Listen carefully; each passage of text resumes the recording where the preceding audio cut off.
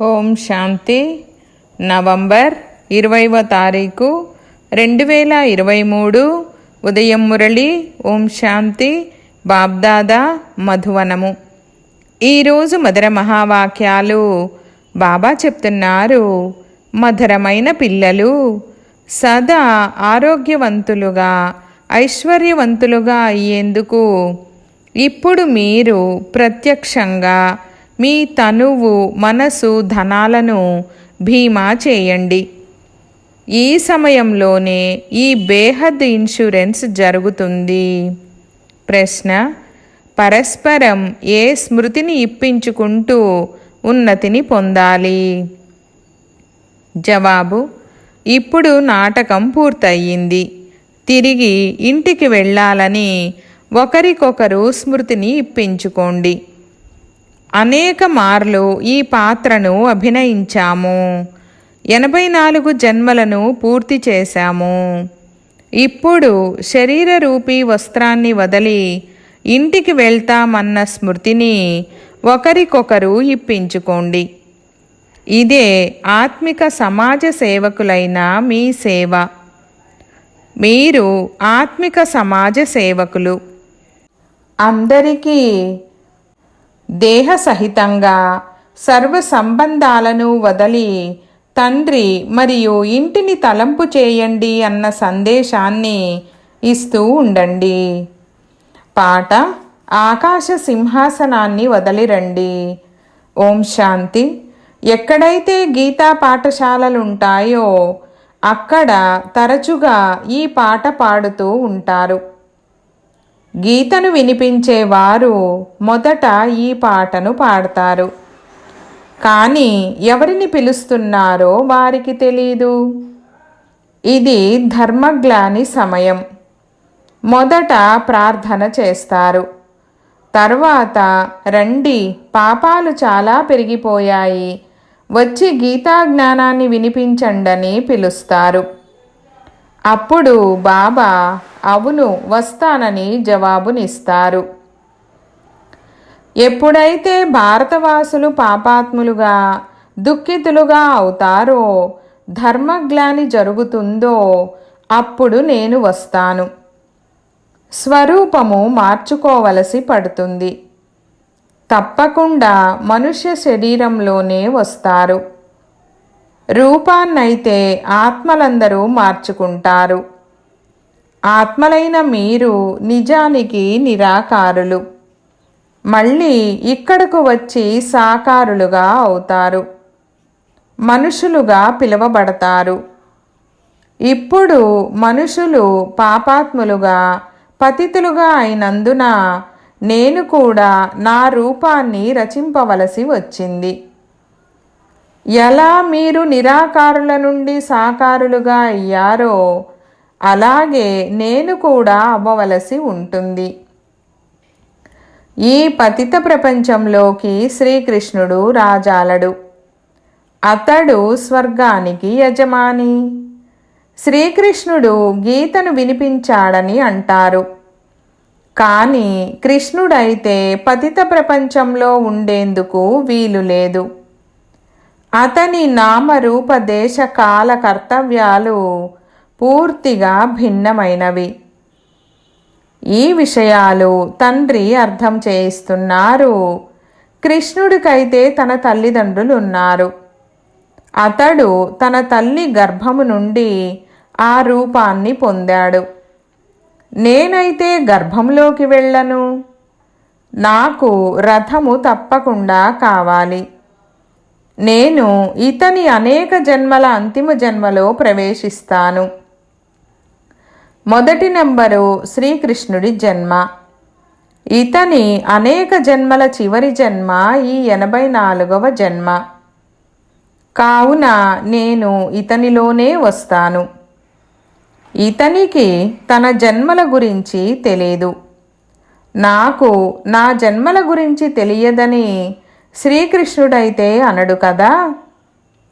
నేను ఎవరిలో అయితే ప్రవేశించానో అతనికి తన జన్మల గురించి తెలియదని నాకు తెలుసునని భగవంతుడు అంటారు. కృష్ణుడు రాజధానికి అధిపతి. సత్యయుగంలో సూర్యవంశీ రాజ్యము విష్ణుపురి ఉంటుంది. లక్ష్మీనారాయణలను విష్ణువు అని అంటారు.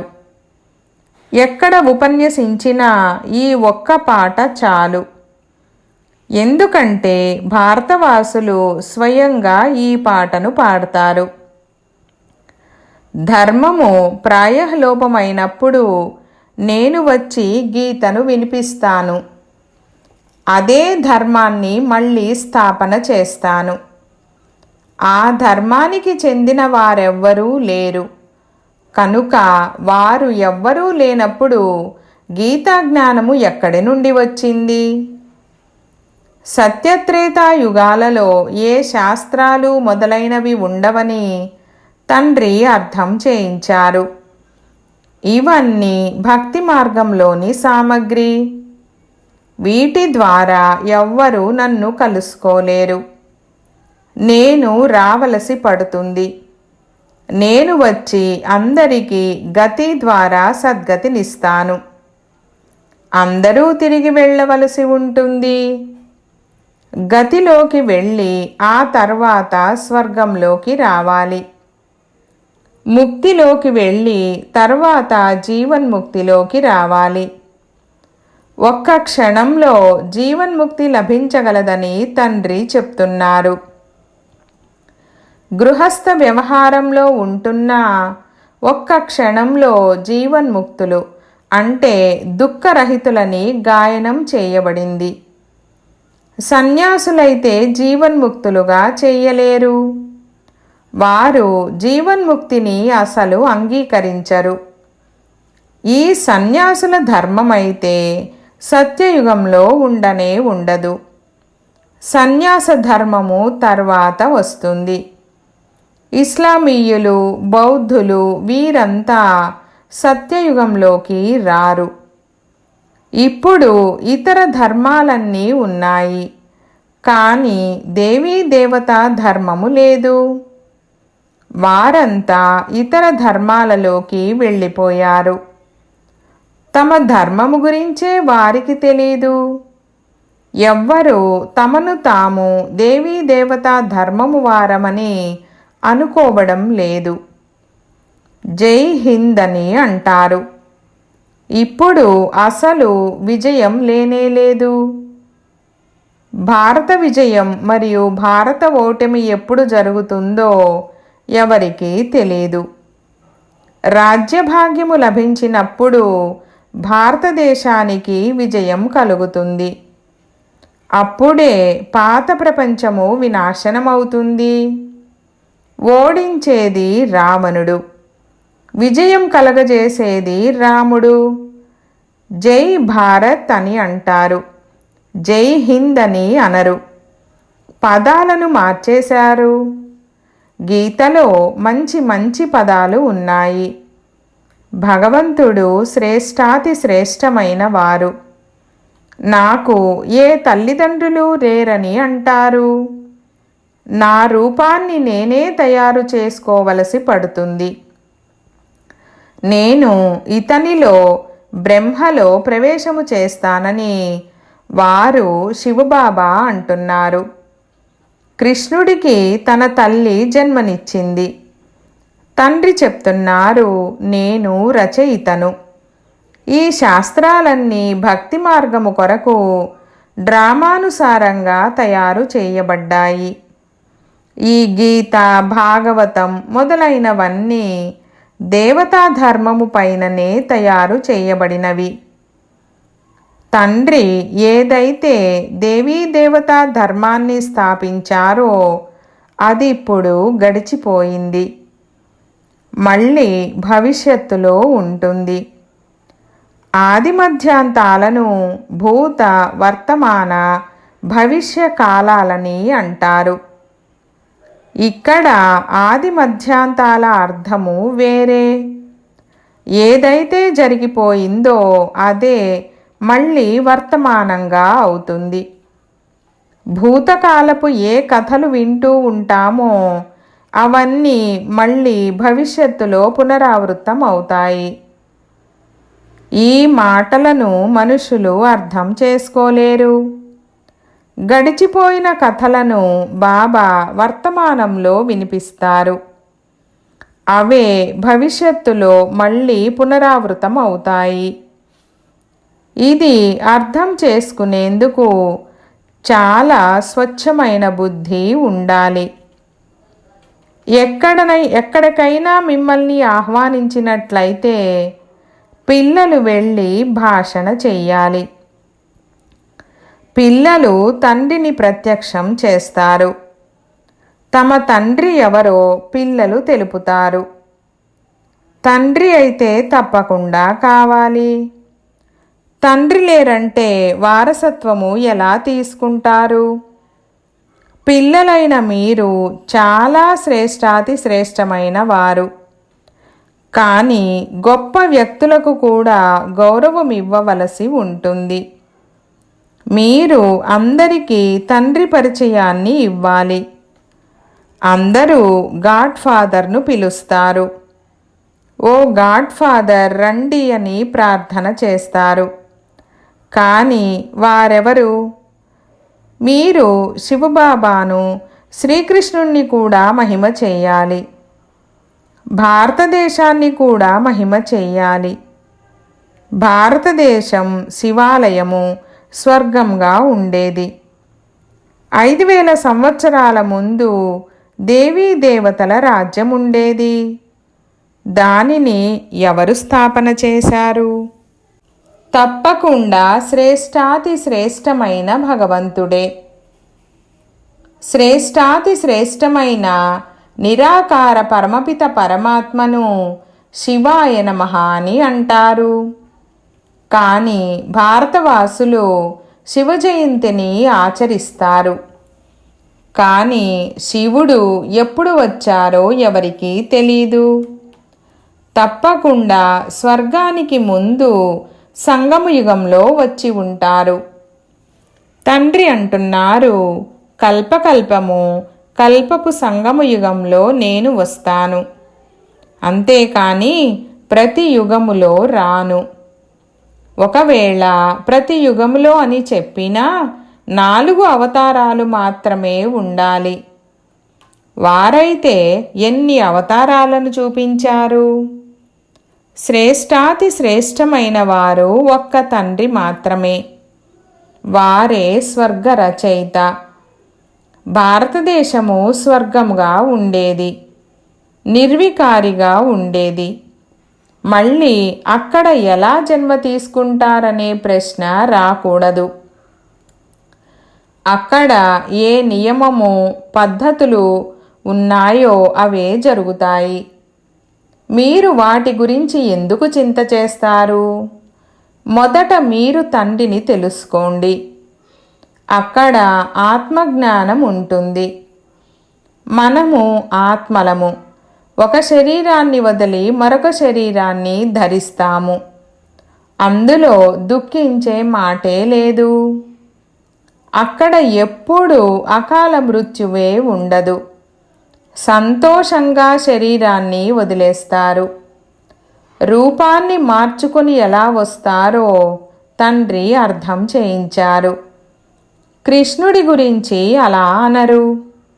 అతడు గర్భము ద్వారా జన్మ తీసుకుంటాడు. బ్రహ్మ, విష్ణు, శంకరులు సూక్ష్మవతన వాసులు. ప్రజాపిత బ్రహ్మ అయితే ఇక్కడే ఉండాలి. మనము వారి సంతానం. ఆ నిరాకార తండ్రి అవినాశి. ఆత్మలమైన మనము కూడా అవినాశియే. కానీ మనము తప్పకుండా పునర్జన్మలలోకి రావాలి. ఇది తయారైన డ్రామా. మళ్ళీ వచ్చి గీతా జ్ఞానము వినిపించమని అంటారు. అందరూ చక్రములోకి తప్పకుండా వస్తారు. తండ్రి కూడా ఒకప్పుడు వచ్చి వెళ్ళిన వారే. మళ్ళీ ఇప్పుడు వచ్చారు. మళ్ళీ వచ్చి గీతా జ్ఞానము వినిపిస్తానని అంటున్నారు. పతిత పావన రండి అని పిలుస్తారు. అంటే ఇది తప్పకుండా పతిత ప్రపంచమే కదా. అందరూ పతితులుగానే ఉన్నారు. ఆ పాపాలను పోగొట్టుకునేందుకు గంగా స్నానం చేసేందుకు వెళ్తారు. స్వర్గంలో ఈ భారతదేశమే ఉండేది. భారతదేశం ఉన్నతమైన అవినాశి ఖండము, అందరికీ తీర్థస్థానము. మానవులందరూ పతితులుగా ఉన్నారు. అందరికీ జీవన్ముక్తినిచ్చేవారు ఆ తండ్రే. ఎవరైతే ఇంత గొప్ప సర్వీసును చేస్తారో వారి మహిమ తప్పకుండా గాయనం చెయ్యాలి కదా. అవినాశి తండ్రి జన్మస్థానము భారతదేశం. వారే అందరినీ పావనంగా చేస్తారు. వారు తమ జన్మస్థానాన్ని వదిలి ఇంకెక్కడికి వెళ్ళరు. కనుక తండ్రి కూర్చొని తాను ఏ విధంగా రూపాన్ని రచిస్తారో అర్థం చేయిస్తారు. అంతా ధారణపైననే ఆధారపడి ఉంది. ధారణ అనుసారమే పిల్లలైన మీ పదవి ఉంటుంది. అందరి మురళి ఒకే విధంగా ఉండజాలదు. వెదురు మురళిని అందరూ వాయిస్తారు. అందరూ ఒకే విధంగా మ్రోగించలేరు. ప్రతి పాత్రధారుల పాత్ర వేరుగా ఉంటుంది. ఇంత చిన్న ఆత్మలో ఎంత పెద్ద పాత్ర ఉంది. నేను కూడా పాత్రధారిణే అని పరమాత్మ కూడా చెప్తున్నారు. ఎప్పుడు ధర్మగ్లాని జరుగుతుందో అప్పుడు నేను వస్తాను. భక్తి మార్గంలో కూడా నేనే ఇస్తాను. ఈశ్వరార్థంగా దానపుణ్యాలను చేస్తారు. ఆ ఫలితాన్ని కూడా ఈశ్వరుడే ఇస్తారు. అందరూ స్వయానికి ఇన్షూర్ చేసుకుంటారు. దీని ఫలితము మరుసటి జన్మలో లభిస్తుందని వారికి తెలుసు. మీరు 21 జన్మలకు భీమా చేసుకుంటారు. అయితే అది హద్దు భీమా, పరోక్షంగా చేసుకునేది. ఇది బేహద్దు ఇన్సూరెన్స్, డైరెక్ట్గా చేసుకునేది. మీరు తనువు, మనసు, ధనముల ద్వారా స్వయాన్ని భీమా చేసుకుంటారు. తర్వాత లెక్కలేనంత ధనాన్ని పొందుతారు. ఆరోగ్యవంతులుగా, ఐశ్వర్యవంతులుగా అవుతారు. మీరు నేరుగా భీమా చేస్తున్నారు. మానవులు ఈశ్వరార్థము దానం చేస్తారు. ఈశ్వరుడు ఇస్తాడని భావిస్తారు. అయితే ఎలా ఇప్పిస్తారో వారికి తెలీదు. ఏదైతే లభిస్తుందో అదంతా ఈశ్వరుడే ఇచ్చాడని మానవులు భావిస్తారు. ఈశ్వరుడే కొడుకునిచ్చారని అంటారు. అచ్చా, ఇచ్చిన వారు మళ్ళీ తీసుకుంటారు. అందరూ తప్పకుండా మరణించాలి. జతలో ఏదీ వెళ్ళదు. ఈ శరీరం కూడా సమాప్తం అవుతుంది. కావున ఇప్పుడు ఏదైతే భీమా చేసుకుంటారో అది చేయండి. అదే మళ్ళీ 21 జన్మలకు భీమాగా అవుతుంది. అలాగని భీమా చేసుకొని సర్వీస్ ఏమీ చేయకుండా తింటూ ఉండమని కూడా కాదు. సర్వీస్ అయితే చెయ్యాలి కదా. మీ ఖర్చు కూడా నడుస్తుంది కదా. భీమా చేసుకుని తింటూ ఉంటే ఏమీ లభించదు. ఎప్పుడైతే సర్వీస్ చేస్తారో అప్పుడు శ్రేష్ఠ పదవిని కూడా పొందుతారు. ఎవరెంత ఎక్కువ సర్వీస్ చేస్తారో అంత ఎక్కువ లభిస్తుంది. సర్వీసు కొద్దిగా చేసినట్లయితే కొద్దిగానే లభిస్తుంది. ప్రభుత్వ సమాజ సేవకులు కూడా నెంబరు వారుగా ఉంటారు. వారిపైన పెద్ద పెద్ద హెడ్స్ ఉంటారు. అనేక ప్రకారాల సమాజ సేవకులు ఉన్నారు. అయితే వారిది దేహ సంబంధమైన సేవ, మీది ఆత్మిక సర్వీసు. ప్రతి ఒక్కరిని మీరు యాత్రికులుగా చేస్తారు. ఇది తండ్రి వద్దకు వెళ్ళే ఆత్మిక యాత్ర. తండ్రి చెప్తున్నారు, దేహ సహితంగా దేహ సర్వ సంబంధాలను, గురువులను, గోసాయిలు మొదలైన వారిని కూడా వదిలేసి నన్నొక్కరినే స్మృతి చేయండి. పరమపిత పరమాత్మ నిరాకారులు. సాకార రూపాన్ని ధారణ చేసి అర్థం చేయిస్తున్నారు. నేను లోన్గా తీసుకుంటాను, ప్రకృతిని ఆధారంగా తీసుకుంటానని వారు చెప్తారు. మీరు కూడా నగ్నంగా వచ్చారు. ఇప్పుడు అందరూ తిరిగి వెళ్ళాలి. మృత్యువు ఎదురుగా నిలబడి ఉందని అన్ని ధర్మాల వారికి చెప్తారు. యాదవులు, కౌరవులు సమాప్తమైపోతారు. మిగిలిన పాండవులు మళ్ళీ వచ్చి రాజ్యము చేస్తారు. ఈ గీతాధ్యాయము మళ్ళీ పునరావృతమవుతూ ఉంది. పాత ప్రపంచము వినాశనం అవుతుంది. ఎందుకంటే 84 జన్మలను తీసుకుంటూ ఇది పాతదిగా అయిపోయింది. 84 జన్మలు పూర్తయిపోయాయి. నాటకము పూర్తయింది. ఇప్పుడు తిరిగి వెళ్ళాలి. శరీరాన్ని వదిలి ఇంటికి వెళ్ళిపోతాము. ఇప్పుడు తిరిగి ఇంటికి వెళ్ళాలని పరస్పరము స్మృతి నిప్పించుకుంటూ ఉంటారు. అనేకసార్లు ఈ 84 జన్మల పాత్ర చేశాము. ఈ నాటకం అనాదిగా తయారయ్యింది. ఎవరెవరు ఏ ఏ ధర్మాల వారుగా ఉంటారో వారు వారి వారి సెక్షన్లలోకి వెళ్ళాలి. దేవీ దేవతా ధర్మము ఏదైతే అదృశ్యమైపోయిందో దాని కొరకు అంటుకట్టబడుతోంది. ఎవరైతే పుష్పాలుగా ఉంటారో వారు వచ్చేస్తారు. మంచి మంచి పుష్పాలు వచ్చేస్తాయి. మాయా తుఫాను వచ్చినట్లయితే మళ్ళీ పడిపోతారు. మళ్ళీ జ్ఞానమనే సంజీవని మూలిక లభిస్తూనే లేచి కూర్చుంటారు. మీరు శాస్త్రాలు చదువుతూ వచ్చారు. ఇతనికి గురువులు మొదలైన వారు ఉండేవారని తండ్రి కూడా చెప్తున్నారు.